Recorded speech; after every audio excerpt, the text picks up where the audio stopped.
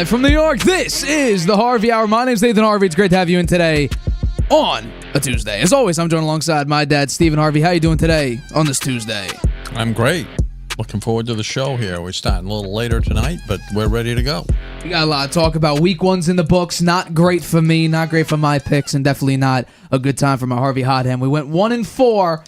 Definitely not a good start the past 2 years. We started very well, but we're looking to bounce back. I already have 3 picks that I'm in love with, so we'll get that going on Friday. But let's talk about some of the games of Week 1, including last night's game between the New York Jets and the San Francisco 49ers, who they seem to bounce back after that brutal Super Bowl loss against the Kansas City Chiefs all the way back in February. They put up 32 points against the number 1 graded defense last year by Pro Football Focus, while the Jets, with Aaron Rodgers, first ballot Hall of Famer Aaron Rodgers, only put up 19 in his first true start with the New York Jets. Backup running back Jordan Mason, who literally, apparently, I don't know what's going on with that story. Was he told Friday? Was he not? He was informed at least late, because CMC was a late scratch, that he would be RB1, and he filled into that spot beautifully with 28 carries, 147 yards, and a touchdown, while Christian McCaffrey's status for Week 2 seems doubtful to play in that game, which means Jordan Mason will have an opportunity to capitalize once again on being the 49ers running back 1. But I would like to know, though, how impressed were you by both teams, the New York Jets and San Francisco 49ers, from last night's game? Well, it's the same old Jets with a 40-year-old Hall of Fame quarterback. That's how I view them. I think they started out, first drive, 3 and out, second drive, a turnover. Rodgers was like dumbfounded at the turnover with Breece Hall fumbling the ball. And then they got something going on their third drive, and they look good, actually, with Rodgers and that flick of the wrist passing that he's known for. And he moved the ball right down the field there. I thought, hey, this looks good. They're really living up to what their potential seems to be. But then they did nothing. I mean, their offense was very predictable and unimaginative. Rodgers said a lot to correct, but a lot to build on as well. We've got to play better. I've got to play better. I missed some throws, and he did miss some throws. He did throw one to the other team too. His stats, let's see, Rodgers, he was 13 of 21 for 167 yards, 1 TD, and 1 interception. Amazing 10 fantasy points. He really, it's a very uninspiring, unimpressive game. Breece Hall, 16 carries for 54 yards, 1 TD. He looked pretty good on runs. I thought he had more yards than that, but only 54 yards. So I think, as Garrett Wilson said, the 49ers gave us a wake-up call. You realize all of a sudden you're not there. We're not there yet. They whipped our ass today. And here's an interesting stat. Aaron Rodgers played 225 games, and his time of possession in this game was the lowest of his whole career, 21 minutes and 20 seconds. That's all the Jets had the ball for. And they managed a whopping 266 total yards. Really a very poor performance. The 49ers, on the other hand, they look like they missed a beat, actually, since their Super Bowl appearance last year. Even though CMC couldn't play, Mason stepped up, as you said. He was brilliant, really. 28 carries, 147 yards, 1 TD, 21 fantasy points. Brock Purdy managed the game very well, 19 of 29, 231 yards. Debo was in there for 9 receptions and 54 yards, 23 rushing yards. I think they thought they were going to run him more. But then when they saw how well Mason was doing, they just let Debo play wide receivers. Trent Williams, lucky they got him back. He didn't allow a single pressure on 33 pass blocking snaps. The field goal kicker had 6 field goals. And I think this shows one of the weaknesses in the 49ers. They couldn't get it done in the red zone. They need to score some TDs in the red zone. They were down there a number of times, and they wound up kicking those field goals. I wonder about how hyped CMC is, and how the big deal they made out of him not being able to play in this game. But then Mason goes in and and runs for 147 yards. Is it CMC is a great runner, or is it the San Francisco has a great offensive line? I think Trent Williams shows that, as you've shown in the past, Brock Purdy, he's nothing without Trent Williams out there. He can't win a game with Trent Williams out there. He's a world beater. And then finally, one of the fans said, and I thought this was appropriate, so does America get the gift of having to watch New York-based football teams 10-plus times on national TV this season? I think one is enough torture. Yeah. Well, I mean, I think it just proves the Jets will always and forever be the New York Jets. They got the Hall of Fame quarterback healthy, and I think everybody held their breath on that fourth play. And then on the fifth play, when Rodgers came out there, everybody was anticipating him potentially staying healthy, and thank God that he did. But I do want to start on the Jets side of this. I was impressed for a couple plays. Was the sort of the gimme touchdown with the 49ers penalty with Alan Lazard running up the seam for a touchdown. Was that impressive? Kind of, but nothing really special. Can Aaron Rodgers still throw the football? Very well, yes, he can. So all of that we already knew because we've seen it before, we've seen it in the past, and I don't think it'll really matter whether or not Aaron Rodgers can throw a football well because Dan Marino can still throw a football. Tom Brady at 46, 47, however old he is right now, he could still throw a football. I'm sure Joe Montana could still sling it. We saw Michael Vick not too long ago still sling it 65 yards, and he's in his mid-50s? So his ability to throw the football is not something Jets fans should be excited about because, just like I mentioned, people in their 60s, mid-50s, and late 40s could still throw a football pretty well. I think overall, Breece Hall's production was shocking. Only 54 yards on 16 carries, as well as a fumble after a reception on the first play of the second possession, and it was a drop pass. And a drop, you got to be careful there. And, of course, we saw Alan Lazard mid-season form. Easy drop, wide open catch, and instead he dropped it. But I think what the most shocking part of the New York Jets was their defense. Like I mentioned in the run-up to this topic, the Jets had the number one graded defense by Pro Football Focus. They were a top 3 total defense last year, and they couldn't stop a backup running back who didn't know he was going to be RB1 until basically kickoff. I don't understand how the Jets defense with that front seven can let up that many yards to a backup running back. And albeit he's an NFL player, so he's talented enough to be on an NFL roster and even make the cut for the 49ers, who are probably the deepest team in the NFL. But I think it's very, very bad for a Jets defense with the amount of talent that they have to get absolutely torched by a backup running back. Aaron Rodgers, though, not a great performance. Actually, it's something we've seen before. If we look at the last time we saw Aaron Rodgers complete a game, it was back in 2022, Week 18 versus Detroit. They lost to the Detroit Lions 20-16. He had 63% completion percentage, 205 yards, 1 touchdown, 1 pick, 83.1 passer rating. And in this game, these numbers seem pretty familiar. 61.9% completion percentage, 167 yards, 1 touchdown, 1 pick, 82.8 passer rating. So it's actually worse as he gets older. Now, could it be the Achilles injury and we're digging a little bit too deep into this?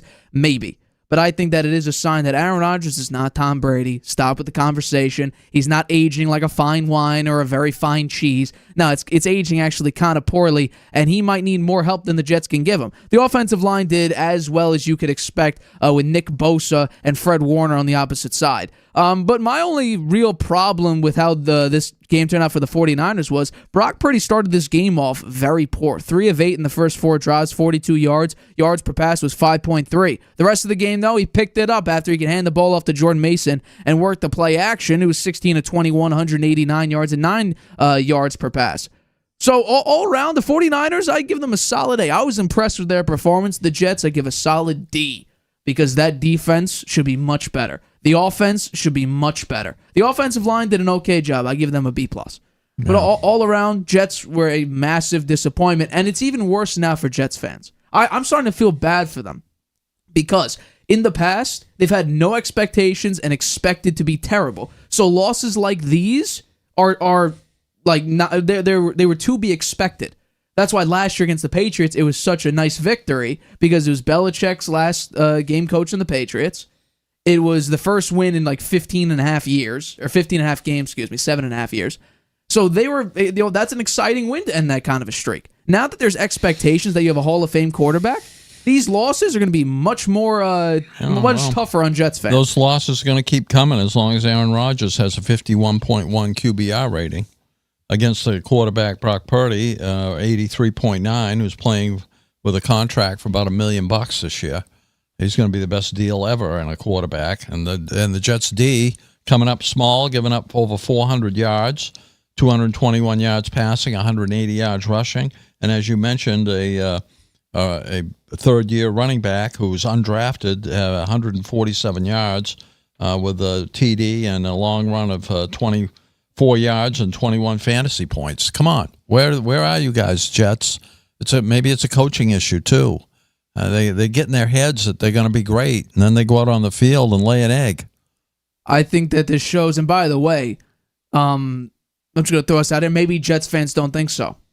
Could they use a guy holding out right now? Hassan Reddick? Yeah, I think that's time to say, he's going to get his contract now. Well, now I think it's time to say, yeah, we'll talk to you. You don't need to come in. We kind of need you. So let's get a deal done, because that pass rush was pretty bad. It was not very good. And Trent Williams, yes, the best left tackle in the NFL. But the rest of the offensive line, there's a reason why this offensive line for the 49ers last year was kind of towards number 20 in the league. I think it was hovering around the 20 spot. So the left guard to the right tackle, not the best. Trent Williams on the left side, phenomenal. I brought up the graph last time. Last year, Purdy went 12-4. He went 12 wins when Trent Williams was out there and played 50% or more of the snaps and did not get hurt in the game. Was 0-4 when he got hurt or played less than 50% of the snaps. So Trent Williams is basically the 49ers offense when it comes to the largest impact. So to get him back out there after that holdout situation, well, it showed that it was definitely worth it, because who knows what the pass rush of the Jets may look like, or even the running lanes too for Jordan Mason, what they could look like if they did not have Trent Williams out there. So we'll have to wait and see. Jets go up against the Tennessee Titans next week. 49ers playing Minnesota. Should be two nice wins for both those teams. Jets could bounce back while the 49ers could start off 2-0. But we'll have to wait and see. We'll make our picks on Friday. Let's get into our next topic, though. So the Green Bay Packers already start off with a big fat L on multiple fronts. The first would be the actual win-loss record. They lost 34-29 to the Philadelphia Eagles in Brazil, the NFL's first game in Brazil. There was a lot of hype and anticipation around this game. First game in Brazil. NFL is playing another international game. It's a very, very rare NFL Friday. And also, as it came down to it, Jordan Love ended up getting hurt, but it looks like he could come back much sooner than expected, even though with his injury, it looks like a 3 to 6 week period. But Matt LaFleur is saying maybe this week, maybe next week he could be out there, which is pretty crazy, though. The stat line looks like this. Jordan Love and Jalen Hurts, by the way, did not play very well. Jordan Love, 260 passing yards, 50% completion percentage, 2 touchdowns, 1 pick. While Jalen Hurts, 58.8% completion percentage, 278 yards, passing yards, 2 touchdowns, 2 picks. I would like to know, what was your reaction to a very rare NFL Friday between the Green Bay Packers and the Philadelphia Eagles? Played in Brazil, by the way. Yeah. On a field that was a mess. The hybrid field was a disaster. It was slippery. The players were slipping all over the place. Most of them changed their cleats at halftime, which improved a little bit, but the field was all ripped up by the end of the game. That's not the right field to be playing football on, by the way. I'd say this game was the battle of the $50 million quarterbacks, who both gave very poor performances. Hurts, 38.8 QBR. Love, 20.4. He was down near the bottom with his QBR rating. Barkley, I predicted this, Nate. I said he's going to be great for the Eagles. Well, we both did, yeah. And 3 TDs, 109 yards rushing. He had 23 yards receiving and a nice catch for a touchdown there. It was a tough catch, and he made it. On the receiving side, Brown had 10 catches for 119 yards and a TD. Both those guys played very well, despite Jalen Hurts throwing 2 interceptions, 1 in the red zone when they were going for the kill there. If they'd scored that touchdown there, I think that would have kind of ended the game. And he gave up the interception there, which was, I don't know, I understand what he was thinking about there. Reed for the Packers, he had 4 receptions for 138 yards. He had a 70-yard reception at 32 fantasy points. That guy looks really good. The Packers receivers, maybe I was a little surprised they didn't play a little better overall as a team. They have more. It's not like they go to one guy, but Reed was the outstanding guy in that group for sure. I mentioned Hurts, 2 interceptions, 1 in the red zone. Love had an interception when driving. That resulted in a TD for the Eagles. That kind of was a turning point in the game. I think that was one of the most important plays in the game. Bad mistake by Love. Barkley, too much for the Green Bay defense. The Green Bay defense gave up 410 yards. Green Bay had 414 yards, so maybe the Eagles' defense is not a world beater either, but they stiffened in the red zone several times, and they did have that pick against Love when it really mattered. So I give even though they gave up a few more yards, I give the Eagles' defense a little bit of an edge there. But Green Bay's defense, I was very surprised. I picked Green Bay to win this game. I was very disappointed in their performance. The coach, LaFleur, said, we played terrible in the red zone. That was a disaster for us. We did well in that last year, and this game we were very poor there. Barkley says, I visualize success. I want to be more of a positive thinker. Love, as you mentioned, has the MCL strain. Generally, you're out 3 to 6 weeks with that, but given that they got no backup quarterback with Willis, who was out there at the end and couldn't even throw the ball a Hail Mary into the end zone. And what was he thinking? The time was gone, and he allowed himself to be tackled. So I think the game was a very disappointing game to me. I thought Green Bay would play a lot better given the way they played in the playoffs last year, the way their receiving core gelled and came together, and the way Love played. Now that he's got that banged-up knee, and they're going to try to rush him out there quicker than they probably should because they know they don't have a backup quarterback. I think it might be tough for the Green Bay Packers here for a while. Well, I'm going to say this. I picked the Eagles to win this game because I thought that with the acquisition of Saquon Barkley in the offseason instead of having DeAndre Swift, I understand some people worried about Jason Kelce, but Cam Jurgens did a fine job, as well as a reinforced defense. I thought they'd be perfectly fine, and that just turned out to be the case, but it didn't start that way. Because how it started for the Eagles was incredibly ugly. 2 turnovers in their own territory. Now, here's the positive side of that. Yeah, Jalen Hurts threw a pass to Devontae Smith where he was open at 0 points on that route. Going up the seam, and he was not open at all. At any point during his entire route run, he was not open at all. Why did Jalen Hurts throw that pass? I'm not entirely sure. However, there's one major green flag and green check mark you could tick off now, even after that horrible play. The Philadelphia defense, it was pretty damn good. Because that could have been 14-0 very early in the game, and they're able to force 2 field goals instead of 2 touchdowns. That's massive.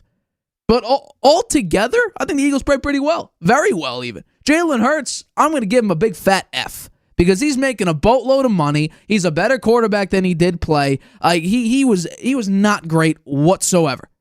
I'm going to give him an F. Saquon Barkley, I'm going to give him an A+. Because, boy, is he on a revenge tour. And the Green Bay defense had 0 answers. Absolutely 0 answers for anything Saquon Barkley did. He was all over the place. 109 yards rushing, 3 total touchdowns. It's the only other time in Saquon's career to have 3+ touchdowns in total. The last time he did it was back in 2018. So and he's probably going to have a couple of games like this if I'm going to be honest. Multi-touchdown games because the Philly offensive line is that good. Jalen Hurts will hand the ball off to him more because I think that with Kellen Moore, the OC, is going to incorporate a massive talent like Saquon Barkley is, and really show why the Giants, you probably shouldn't have let him go. You probably should have paid the $250,000 more per year that Saquon Barkley was looking for, and you didn't. So now you're going to pay if you're the New York Giants, who we're going to talk about later on in the show. When it comes to the Packers, though, a lot of yikes. Off the wide receiver core, as you said, Not great in total because Romeo Doubs, he had a critical drop. That would have been a first down. Watson had 2 missed touchdown opportunities. Dontavian Wicks fell down and dropped the pass. I mean, they were pretty poor. The only guy that you could say was great offensively for the Green Bay Packers was Jaden Reed, who absolutely tore it up. The numbers are looking like 5 touches, 171 total yards, and 2 touchdowns. He was responsible for the 3 longest plays of the game. 70-yard touchdown catch, 33-yard touchdown run, and a 33-yard reception to make sure the Packers could still have a shot. But overall, I was not impressed with either team, really. There's a lot left to be desired for. Eagles, offensively, Jalen Hurts, what was he thinking? There were some brain-dead plays in there. And the Packers, they might be screwed offensively. Ryan Tannehill is still out there, but they're rolling with Malik Willis. This is a team that people have playing in the Super Bowl. And you have a division that's incredibly difficult. Caleb Williams won a game without playing good at all. He was one of the worst quarterbacks. So you have a division that has Chicago that could win with just defense. You have also the Detroit Lions probably played horrible and got out-coached and still ended up winning in overtime. I think large part due to those injuries. But I do think that you're in a division where you need to win some games, and if you can't, especially with Jordan Love out, it could look like 3 to 6 games potentially. Although I'm sure they're going to try to rush him back in, which could be a massive mistake. You may be in jeopardy of missing the playoffs, depending on how the NFC turns out. But right now, it's not looking good. I think there'd be a mistake to try to rush him back. I mean, that injury could get worse. It could linger, and he could wind up being out there playing substandard from what he's capable of. You need to go out and get another quarterback. I think you should go out and sign Tannehill. Why not? He's still out there. He's better than Willis. Yes, that's for sure. Willis was his backup quarterback, and he was terrible whenever he got in there, and he blew it. The other night, although he came in, I mean, he needed a Hail Mary. He just didn't even throw the ball. He wound up getting tackled. I would have loved to seen at least the ball get into the end zone, to watch him fight for it, to see whether they could come down with it, but it never happened. Yeah. No, it's crazy thing. But the Eagles do get the win. The Packers, unfortunately, lose in multiple ways. The loss of Jordan Love is going to be massive, especially in a difficult NFC North division. So we're going to have to wait and see how that looks with Malik Willis starting at quarterback, at least for this next game. But let's talk about this last topic before we go to break, which I think blew a lot of people's minds, especially mine. Actually, both of ours, because we both picked the other team to win, but I guess you could say, unfortunately, they didn't. The New England Patriots, after just one game, the Patriots already have a win. They are 1-0 to start the year, and Gerard Mayo, as the replacement head coach for Bill Belichick, already has his first win. Robert Kraft, in the New England locker room, had a very, very special surprise for Gerard Mayo after his first win as the Patriots' new head coach. Take a listen. Every one of you contributed. I'm so proud of the new players, the new coaches. People had all the excuses it couldn't happen, but you all did it, and I'm spoiled now. I'm going to count on a lot more of those. Hey, yeah, we just getting started. Most importantly, we're giving you this game ball.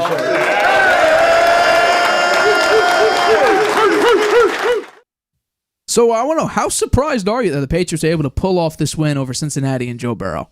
Actually, as I thought, when it first happened, I was surprised. But as I thought about it, I should have known that the chances of the Patriots winning this game were actually pretty good. Even though the odds makers said that they were going to get blown away. But when you think about it, it was the biggest upset of the week by a long shot. Everyone picked the Bengals. Mistakes I made in analyzing the games, the Bengals always start out slow. Under Zach Taylor, they are 1-10 in the first 2 weeks of the season, so he's coached them. So they're miserable in their first couple games of the season every year. The Patriots, we've forgotten, they have a good defense. They have all those players back for the most part. They traded Judon, but they have Keon White, and he had a great preseason. We should have seen that coming. And he had a great game in this first game against the Bengals. They're still using the Belichick schemes on defense.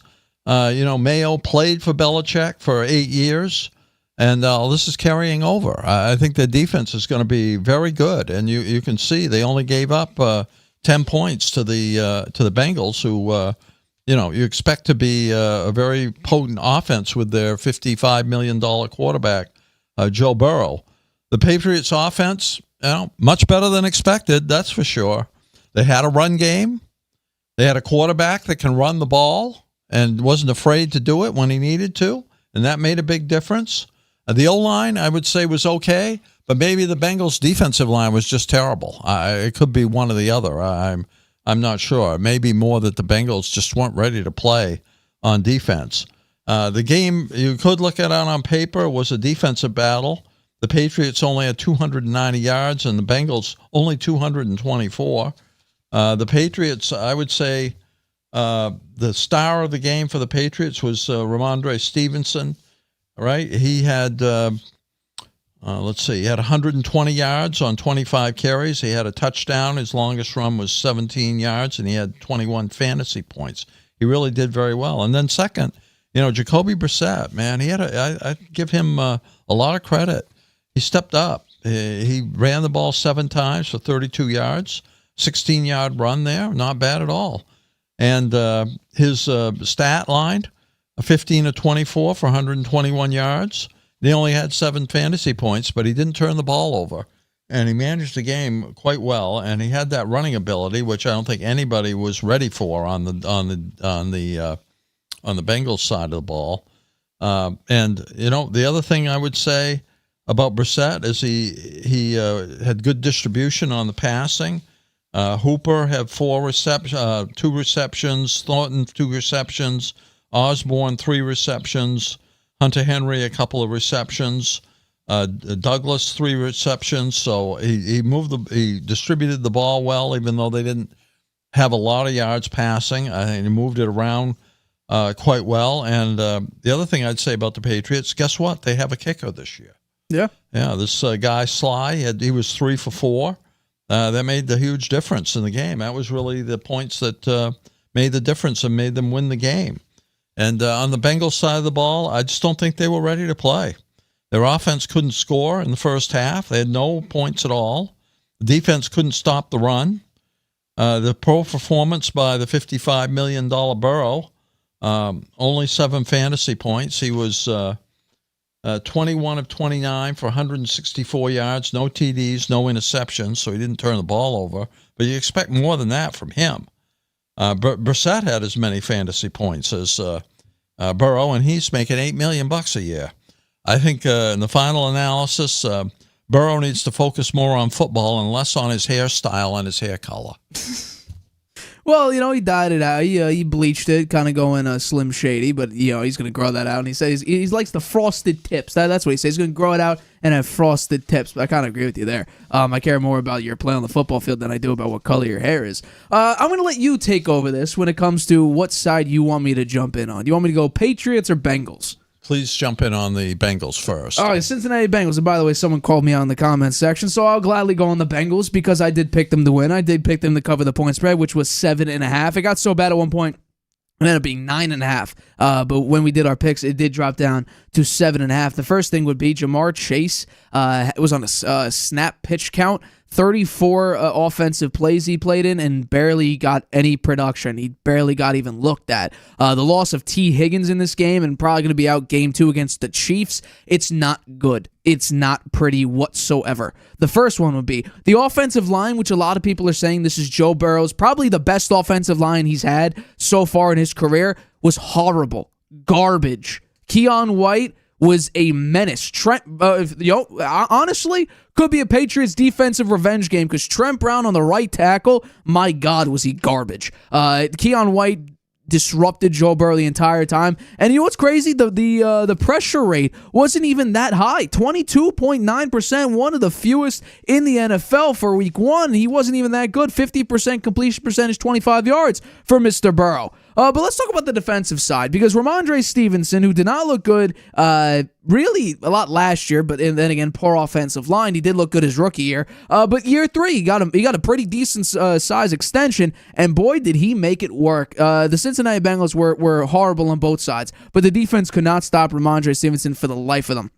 Running all over the field, 120 yards, as well as a touchdown. Also, Jacoby Brissett, since when can he run? that well, that efficiently. The passing game still needs a lot of work, but then again, the Patriots do have the worst supporting cast in the NFL, so I'm not going to expect Jacoby Brissett to be out here averaging 300 yards or even close to it a game. But let's talk about the Joe Burrow side, because that was probably the most shocking part. You bring up that they haven't scored first half points at all. Would you believe that the last time the Bengals scored a touchdown in the first half was Jamar Chase back when they played the Minnesota Vikings back in 2021? It's been that long since they scored a first half touchdown. Yeah, I knew it. Going into it, the Bengals were garbage early in the year. But I thought Joe Burrow against a Patriots team that had a brand new head coach, brand new DC, brand new quarterback, brand new offensive line, brand new set of weapons, I thought they would do something. And they did a whole lot of nothing. And the things they did do were not great, because they had 3 total fumbles and 2 lost. Joe Burrow, he fumbled, but then he recovered his own fumble. Special teams had a fumble. We also had, Tanner Hudson fumbled going for the goal line. Great play by Kyle Duggar. Someone gets spider tack on the gloves. Do something, because the fumbles were just an embarrassment. Think about this. The Bengals lost 2 fumbles in the entirety of 2023. They got 2 lost fumbles in week 1. So already on a worse pace than they were last year. And this is bad for Joe Burrow, because I did pick the Bengals going to the Super Bowl, and I'm hoping I can get a mulligan and I could change that pick if you would allow it, because my God, did they look terrible. This is bad for Joe Burrow. He attempted 0 passes beyond 30 yards. Only 6 of his 29 attempts were beyond 10 yards, which means that he was throwing short to barely intermediate passes. The offensive line was not the problem, a large problem with the offensive line. Because, according to Next Gen Stats, Burrow was pressured the 3rd lowest rate of his entire career. He averaged 5.6 yards per attempt with 0 pressure. 0. Joe Burrow just played that poorly. And the announcer even calling out that he had a problem with his wrist. He was wincing at his wrist. He was uncomfortable, throwing with a glove on the sideline. Or is this going to be a repeat of last year, where Burrow gets injured at some point in the offseason, then he comes back and he's not quite healthy, and we have to make excuses for him? It was the leg last year, and we told him to sit because you're not healthy. Well, guess what? I'm going to say this. If he has a wrist injury, do not play him, because just like last year, he may turn out to be worse. He may be actually a deficit to your team, a detriment to your team, than a positive when he's out there. Jake Browning, by the way, last year, do we remember what happened when he got in there? He was on fire through the first couple games. You might want to consider playing him if Joe Burrow has a lingering wrist injury. On the Patriots side, like I mentioned, Ramondre Stevenson, though, tremendous game. I'm happy for Gerard Mayo. I'm happy for Alex Van Pelt. I'm happy for DeMarcus Covington, their OC and DC. The offense looked much better. Bill O'Brien was their OC last year, and it did not look great. The Patriots did get 3 sacks. They forced a red zone fumble. Joe Burrow only completed, what is it? He had 72% of his passes, but only for 164 passing yards. So I think all around, Patriots, you get an A+. Bengals, I'm going to give you a D-. I'm going to say just above failing. Just above failing. Yeah, well, they lost the game, and Burrow's quarterback rating 55.8 for his $55 million contract. And Jacoby Brissett, for making $8 million a year, 82.2. He was ranked number 7 in the first week. So pretty lopsided.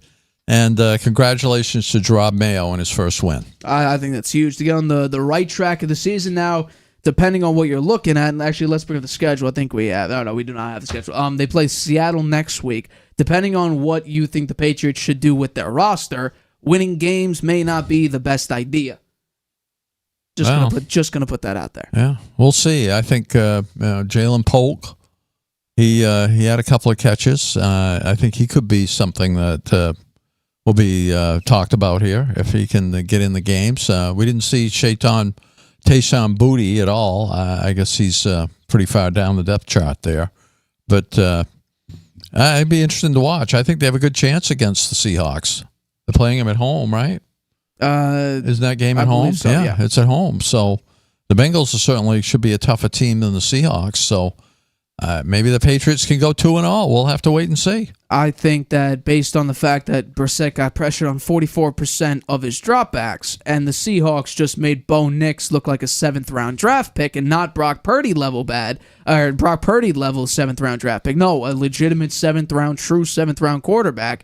I I think Brissett could have a little bit of a tough time. No, well, Brissett can run the ball, though. He's not afraid to do that, too. So when he gets pressured, he scrambled out of it a few times, and that's something the Patriots haven't had for a long time. I do not expect Ramondre Stevenson to go 25 carries, 120 yards against that Seahawks defensive front because the Broncos tried.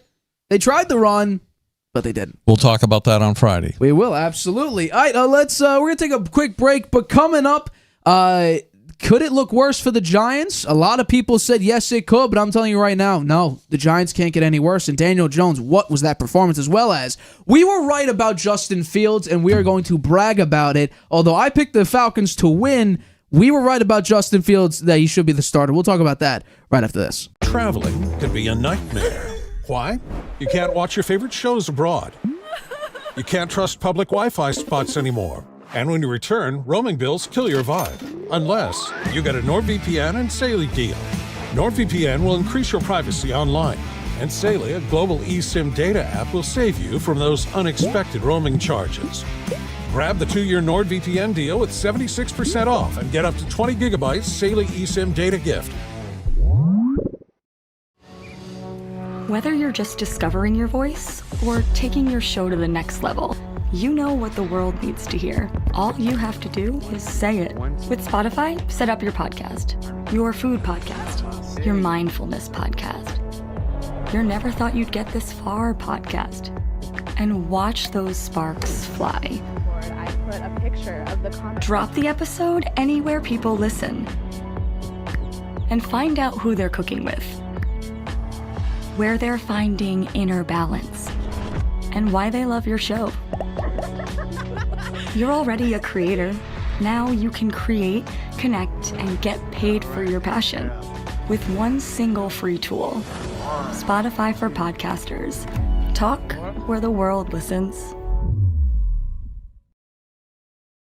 Welcome back to the Harvey Hour. My name's Nathan Harvey. It's great to have you in today on a Tuesday. As always, I'm joined alongside my dad, Stephen Harvey. Let's get into our next topic. I'm gonna preface this immediately. We were 100% right about Justin Fields. He balled out in the sense of he looked kind of different to what he did on the Chicago Bears. Very effective and efficient with the football. No turnovers, although some of those snaps were very, very oh no, not a good start. Well, Kirk Cousins' offensive line was disappointing for the Falcons. Kirk Cousins looked lost on a lot of the throws and just did not perform very well. His stat line is 61.5% completion percentage, only 155 passing yards, 1 touchdown, 2 picks, a passer rating of 59 in Atlanta's 18-10 loss to the Pittsburgh Steelers in Week 1. I want to know, what grade would you give Justin Fields' Steelers starting debut?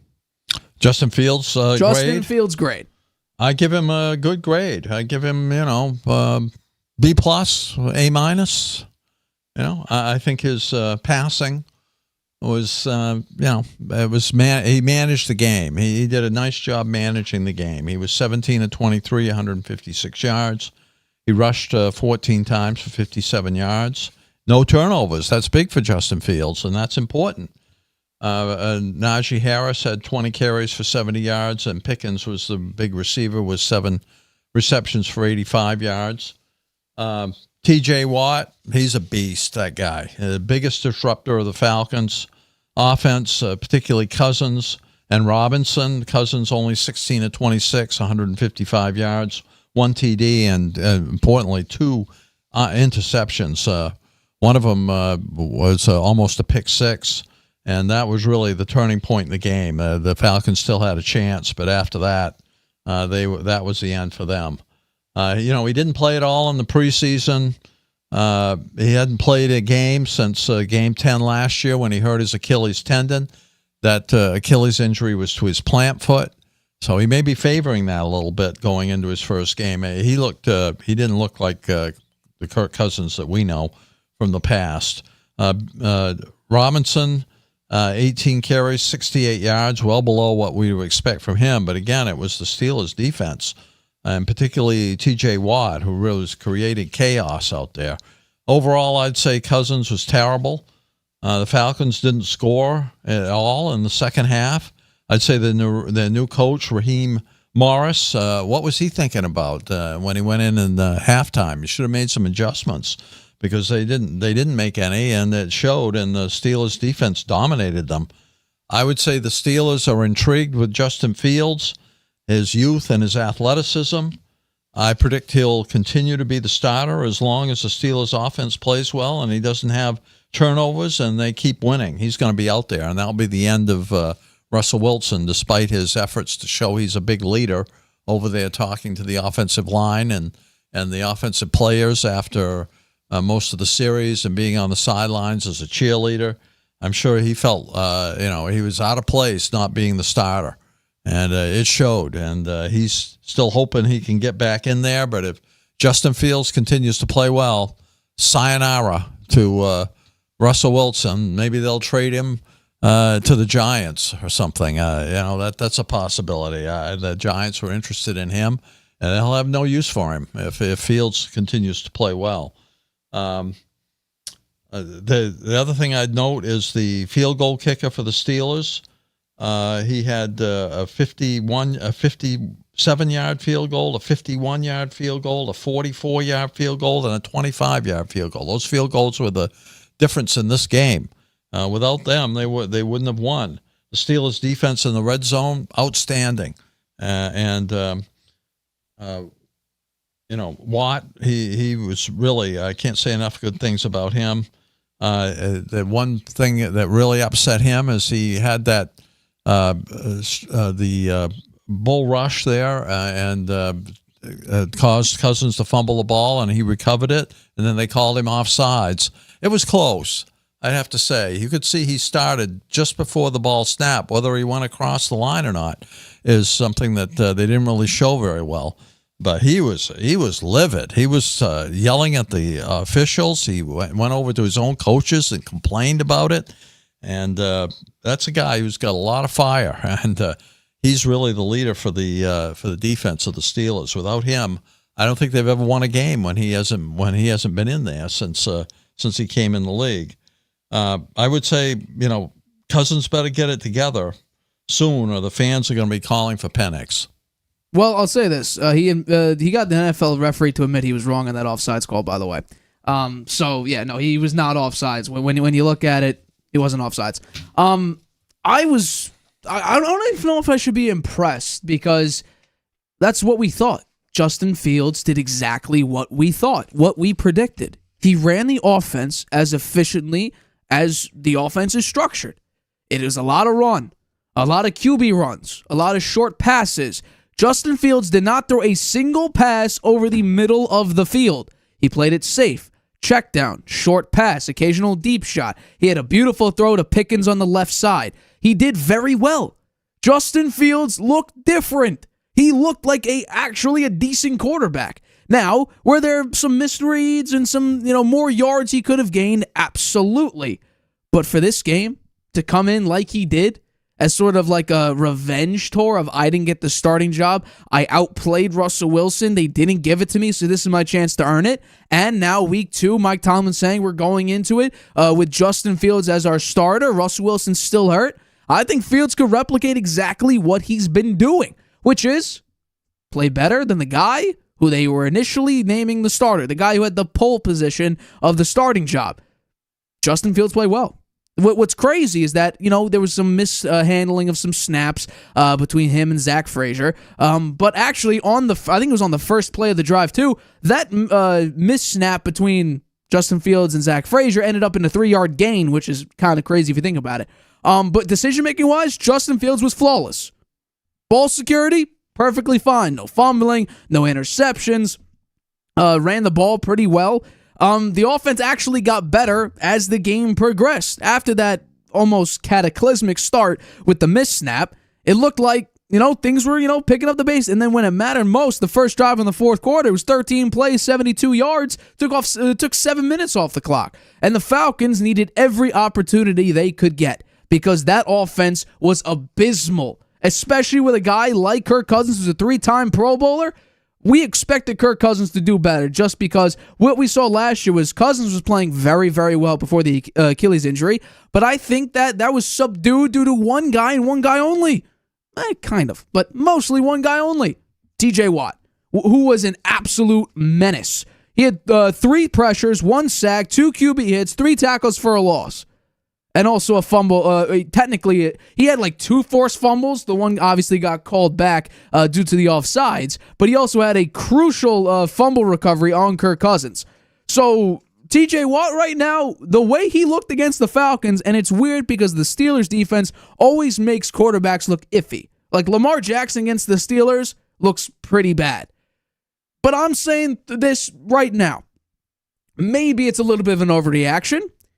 TJ Watt, if we're doing MVP votes right now, TJ Watt should be number 1 in the MVP conversation currently for week 1 because he was doing basically everything. He was all over the field, making run stops, disrupting the quarterback, pressuring the quarterback. He was all over the place.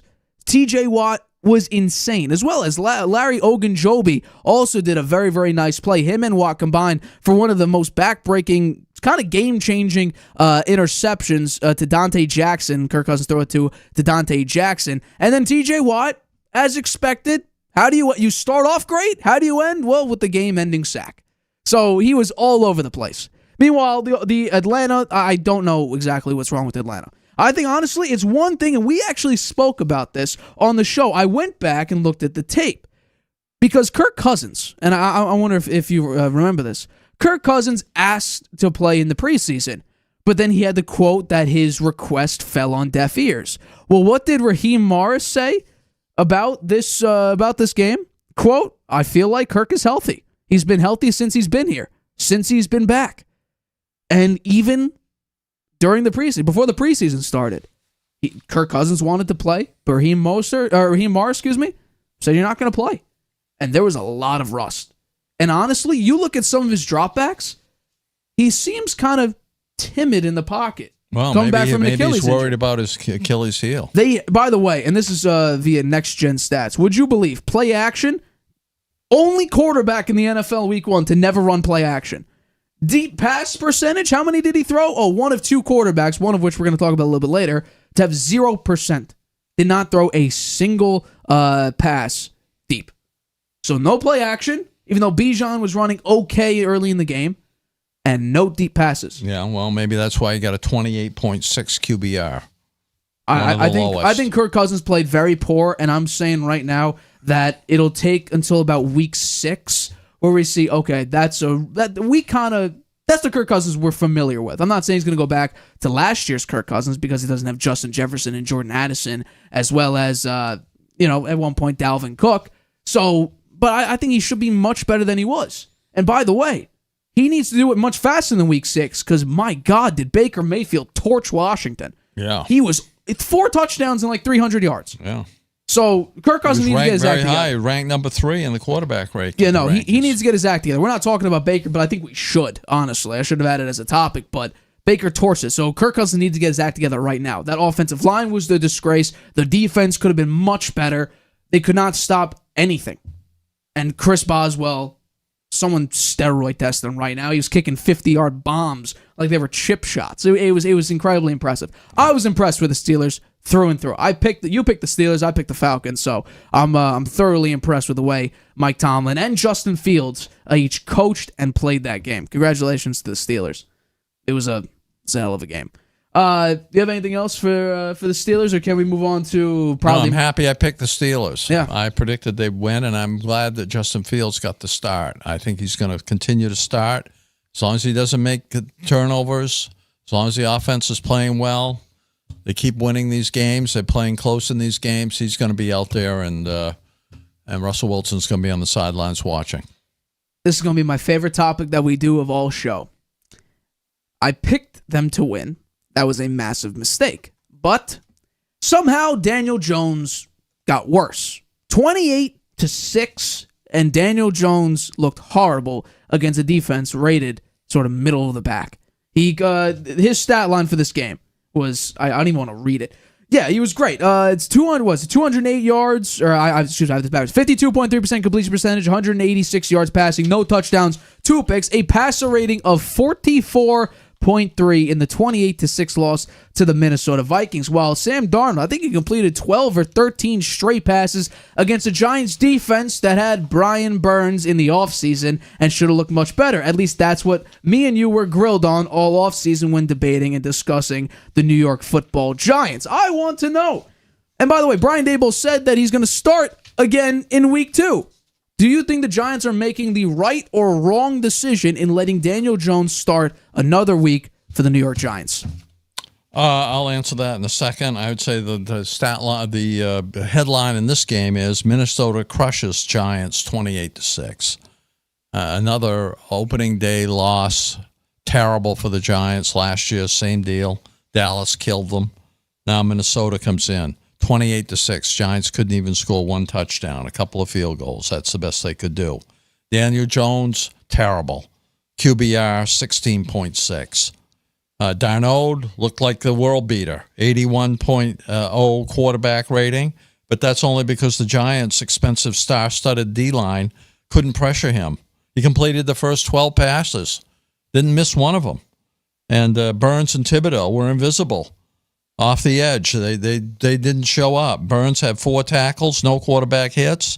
Thibodeau, no tackles, 1 quarterback hit for the whole game. And his brilliant face mask penalty on 3rd and 16, extending Minnesota's first drive in the second half, led to a touchdown that put him up 21-3. The Giants were still in the game at that point. It was 14-3. They could have stopped him there. Maybe they could have gotten down, gotten a score, made it 14-10. Who knows what might have happened? The fans booed relentlessly. As expected, because you have a $40 million quarterback playing like he's a career backup.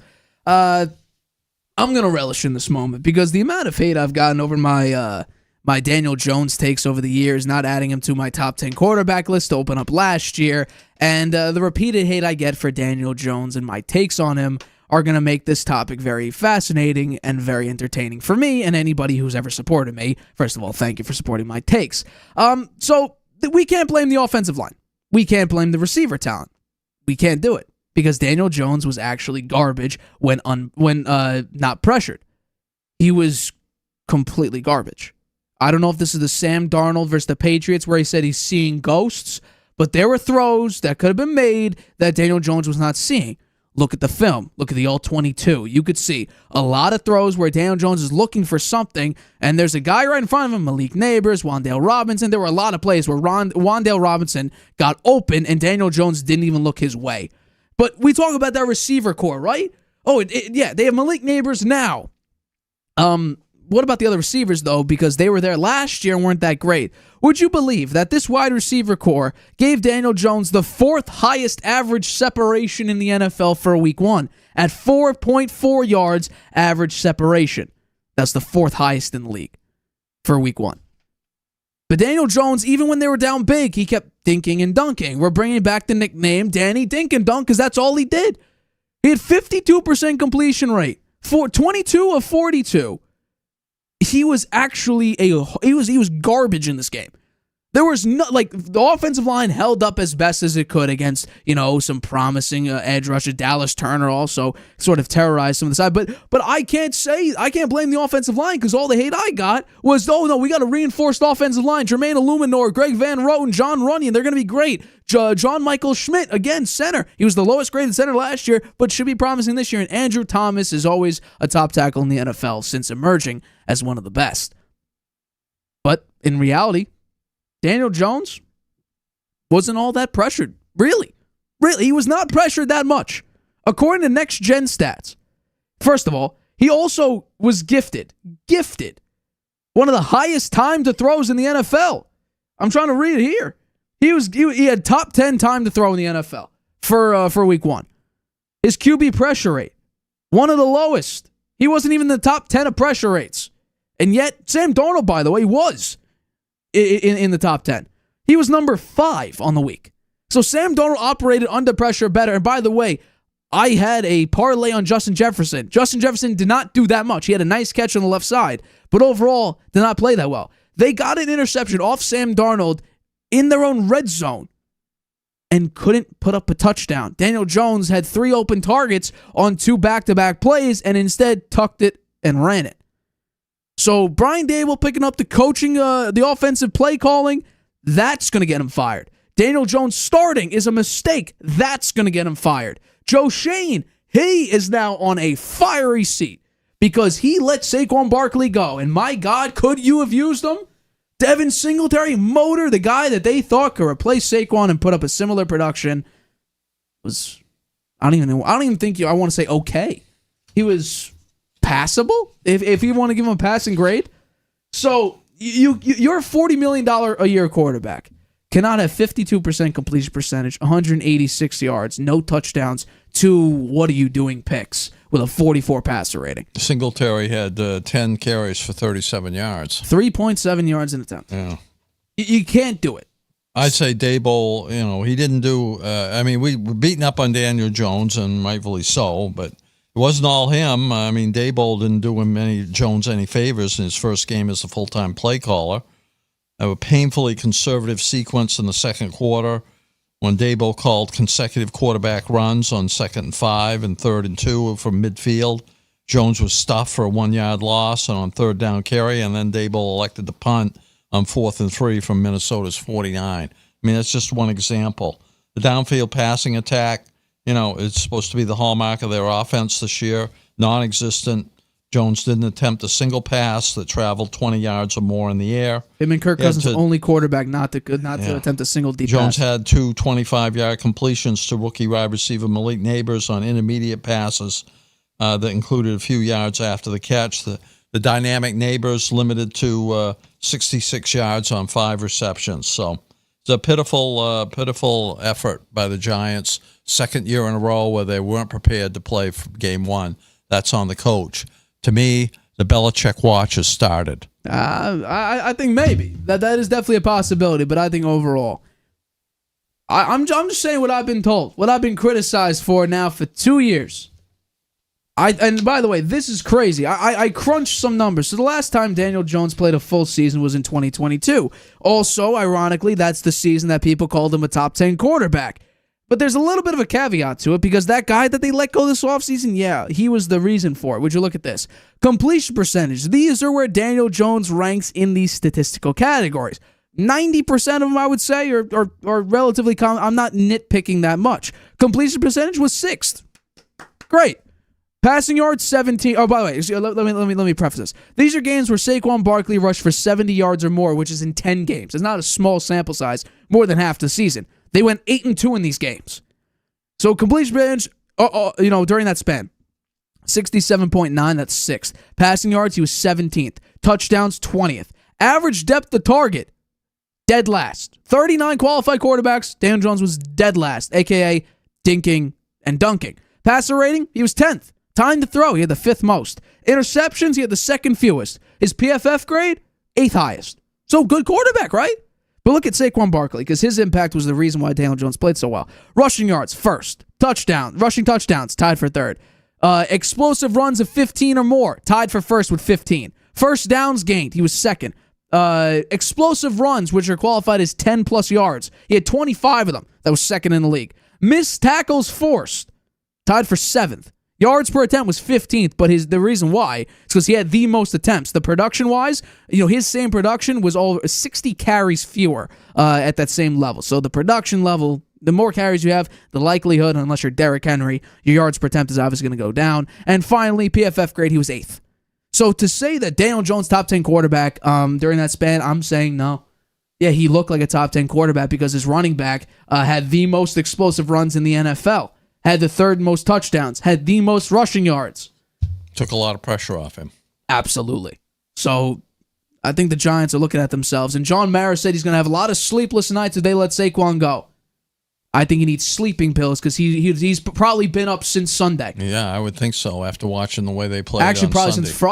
since Friday. And then, the realization really hit like, oh, yeah, we made a massive mistake. Should have given him the extra $250,000 he was asking for. Yeah. He wanted to be a Giant. They got stingy. They said, you know what? Let's go with Devin Singletary.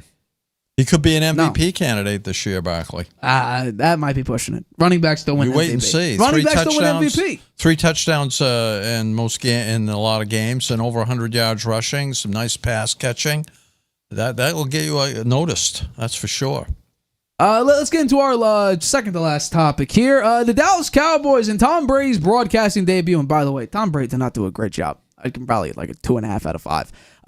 He did not do well. The Cleveland Browns went up against the Dallas Cowboys, and both teams, I would say, played okay, with one playing significantly worse. The Cleveland Browns, they have Deshaun Watson making $230 million fully guaranteed. They ended up losing 33-17 to the Dallas Cowboys. Dak Prescott did not play great. He had a 59% completion percentage, 179 yards, 1 touchdown, no pick, passer rating 85.3 in the 33-17 win. I would like to know, though, what was your biggest takeaway from Sunday's game and Tom Brady's broadcasting debut? I would say I'll turn this back to you with a question. Okay. It's my most important point of this segment. Is Deshaun Watson a bust? I think that is without question, and it has to now be without argument. He has fallen off the face of the earth. I would say, yes, he is a bust. Yeah, he hasn't played well since he becoming a Brown. He has had some injuries, and his offensive line is nothing special, that's for sure. And Nick Chubb wasn't in the game, so maybe we're being a little too hard on him. But, man, he did not look good. He had, he was 24 for 45, 169 yards, 1 TD, 2 interceptions. And he just he was not comfortable out there. He was jumping around in the pocket. He never got a rhythm going. Their offense just looked terrible. And, maybe a lot of that had to do with the Dallas defense, because it was suffocating. It was smothering the Browns at every level. Micah Parsons, a one-man wrecking crew. 1 sack, could have had several more. Eric Kendricks also had a great game, especially against the run. Trayvon Diggs, 1 interception and almost had 2. Marvion Overshawn, who was a rookie last year, had an ACL, couldn't play. It was tackling up the field, spying Watson, taking time and space away from him. The Dallas defense, just fantastic. And you know what I think one of the secrets there is? Their new defensive coordinator, Mike Zimmer. He is, I think he's a special coach. I mean, he was the Minnesota's head coach for a few years there, and they let him go. And now I think it was a smart move for Dallas to pick him up. He looks great. One thing I'd say about Micah Parsons, he was out there making a statement.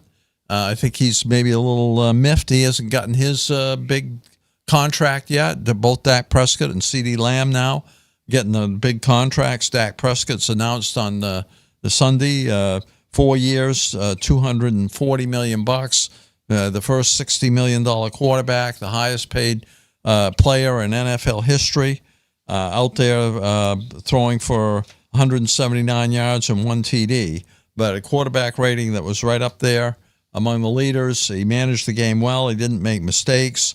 They won big. They won 33-17, and I think that says it all. And they had a touchdown on special teams, and I just think Dallas. I think they're a stronger team than I gave them credit for. I did pick them in this game, and I didn't think the Browns were going to win because I didn't think Deshaun Watson was going to play well, and I was right about that.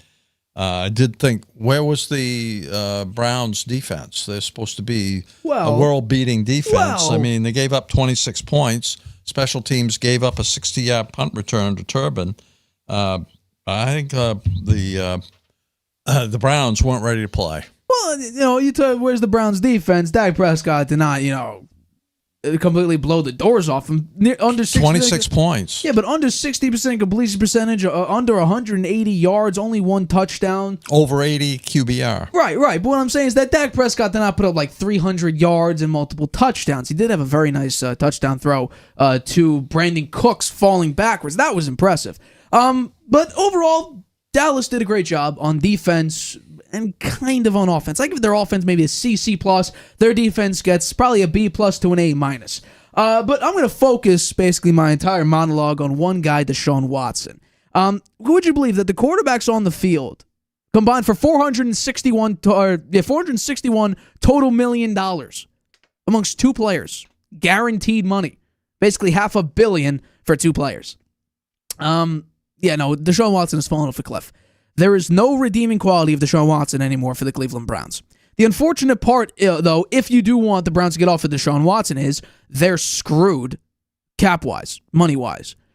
If they decide to release him before June 1st, this upcoming offseason, it would cost him $172 million in dead cap. But you might be thinking, well, that's the pre-June 1st. Most teams release their players post-June 1st. Okay, that's still $99.83 million of dead cap.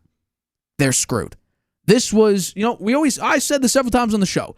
Desperate teams do desperate things. You kicked Baker Mayfield out there for Deshaun Watson, and yes, he did have a very nice last year with Houston. But then he had that issue and got suspended for 11 games. And now, what's left of Deshaun Watson? He's had a sub 60% completion percentage, nearly a 1-to-1 touchdown to interception ratio in 13 games played. There's nothing the Browns could do for there's nothing Deshaun Watson could do for the Browns anymore. And by the way, this was a pretty historic game for Deshaun Watson. He went 0 for 10, passing 15-plus air yards or more. It was the worst offer on those throws by any quarterback in a game since 2006 when air yards were first tracked. That's from Doug Clawson on X. Would you believe that? Deshaun Watson is garbage. And the reason why, and by the way, I have no idea why the Browns were favored in this game. I understand they were the home team, but look at the two teams. Deshaun Watson does not play very well. And you could look at the 5-1 record last year and say, okay, at face value, yeah, he went 5-1. Great. It's a very, very nice record. Dig a little bit deeper. They had the most carries in the NFL during that 6-game span. And Nick Chubb was a massive part of that offense. They didn't have Nick Chubb. This was my only Harvey hot hand win because I thought Jerome Ford could not put up the same production and help out Deshaun Watson as much as Nick Chubb could do, and I was bang on accurate with that. There is no redeeming quality anymore for Deshaun Watson. There just isn't. There's a lot of upside. There's a lot of history behind it. He's had a couple of nice games with Houston, a lot of good games with Houston, but in totality, the way he looks now, it's not good.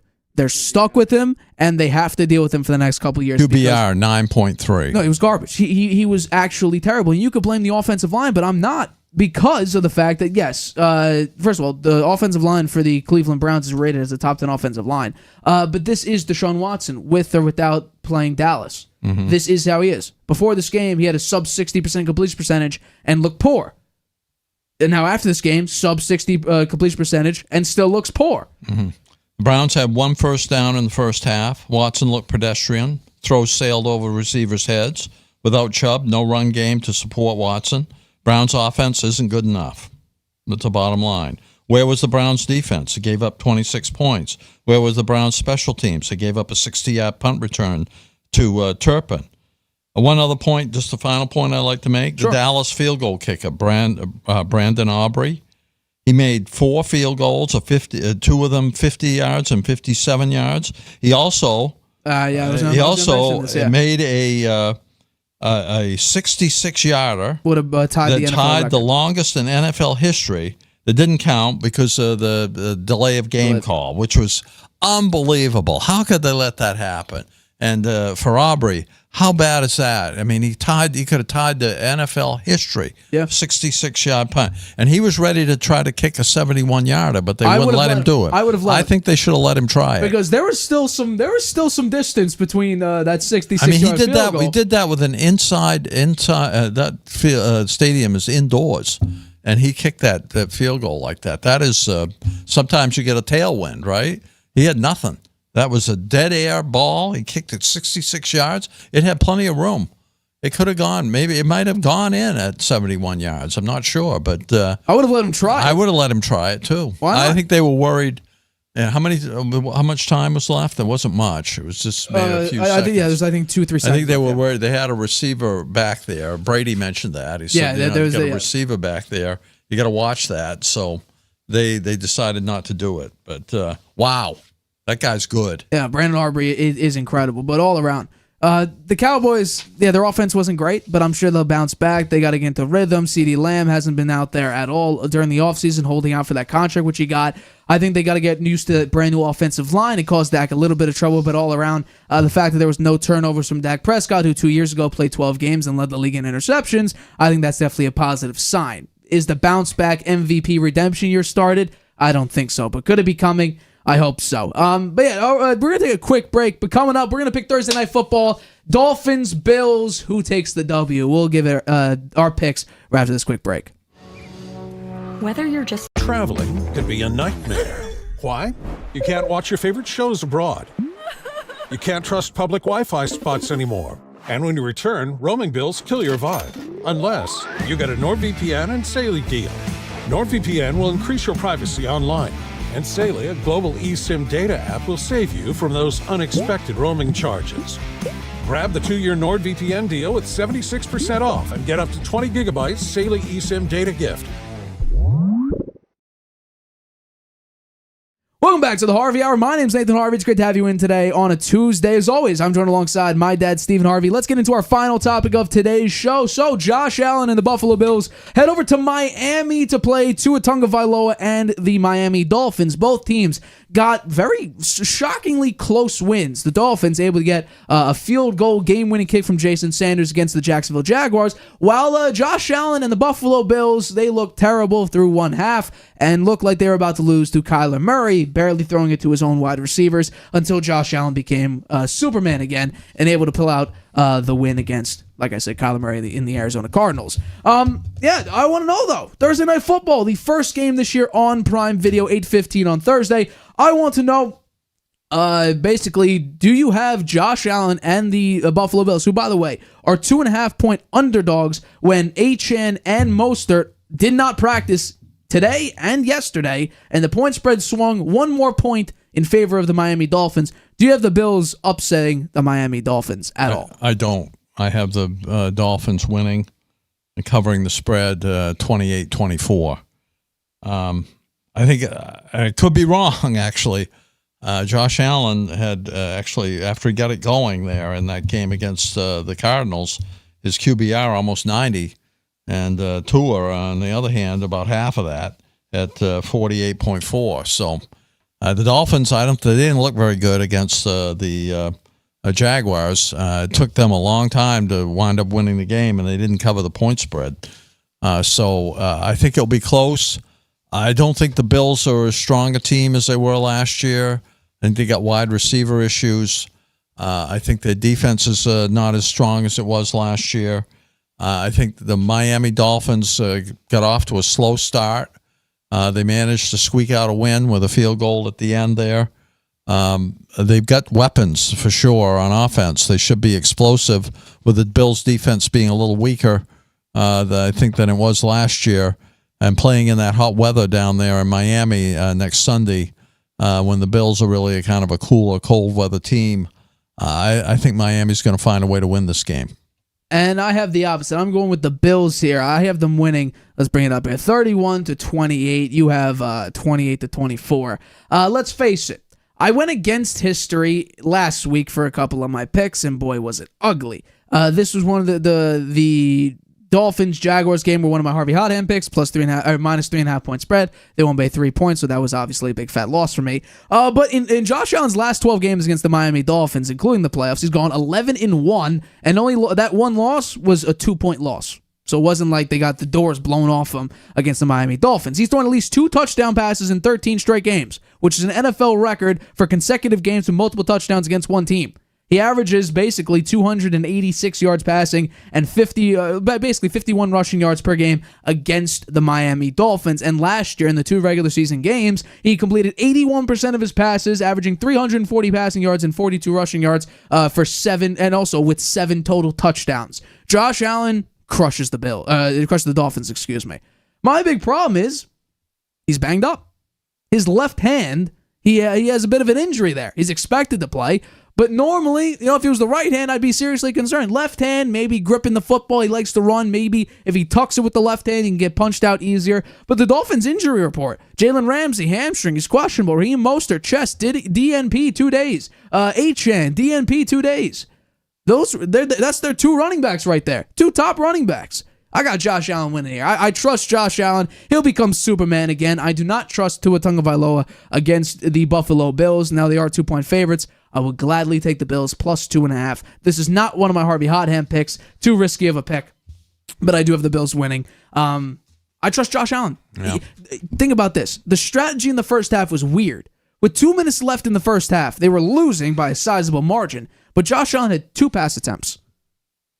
What are they doing? Yeah. And then when he finally picked it up in the second half, he had 4 total touchdowns, I think 2 rushing against the Cardinals. They finally got a rhythm going and able to come back against a Cardinals team that a lot of people are expecting to be at the bottom of the NFC West. And honestly, a relatively high draft pick. But first of all, Kyler Murray. Marvin Harrison Jr. was wide open on a number of routes. Throw him the football. There's a reason why they picked him that high at the 4th overall spot. Throw him. He's your brand new wide receiver 1. You lost Hollywood Brown. You lost DeAndre Hopkins. Marvin Harrison's your guy. Get him the football. Those are good points. They ran it a lot. Yeah. I think that Buffalo tried to run the ball initially because they know their passing game is going to be weaker this year. They wanted to establish the run and then go to the play action that might make their passing game a little better. That didn't work. They turned to Josh Allen, and he delivered. Well, that's the big thing, too. Dolphins allowed the 7th most rushing yards to Jacksonville running backs. And guess what? Josh Allen and James Cook, they're both 2 very, very good runners. I hope James Cook does well. He's on my fantasy team. Yeah. Go Bills for week 2. So those are our picks for Thursday Night Football, as well as that will be the last topic of today's show. We thank you for the constant support, as always. If you want to help support the show, go to drsquatch.com. Smell like a champion and feel like a man. drsquatch.com/Nathan Harvey. You get $10 off orders of $20 or more. That's drsquatch.com/NATHANHARVEY. $10 off orders of $20 or more. Thank you for supporting the channel. But for this episode of the Harvey Hour, my name's Nathan Harvey. That's my dad, Stephen Harvey. We're the co-hosts of the Harvey Hour. Catch us Friday, week 2 predictions. Week 2 Harvey Hot Hands, my bounce back week. Like I said, already got 3 out of my 5 picks ready to go for week 2. But yeah, we'll see you there Friday, 6:30 p.m. Eastern, right here on YouTube. Night, Grandpa. Traveling can be a nightmare. Why? You can't watch your favorite shows abroad. You can't trust public Wi-Fi spots anymore. And when you return, roaming bills kill your vibe. Unless you get a NordVPN and Saley deal. NordVPN will increase your privacy online. And Saley, a global eSIM data app, will save you from those unexpected roaming charges. Grab the 2-year NordVPN deal with 76% off and get up to 20 gigabytes Saley eSIM data gift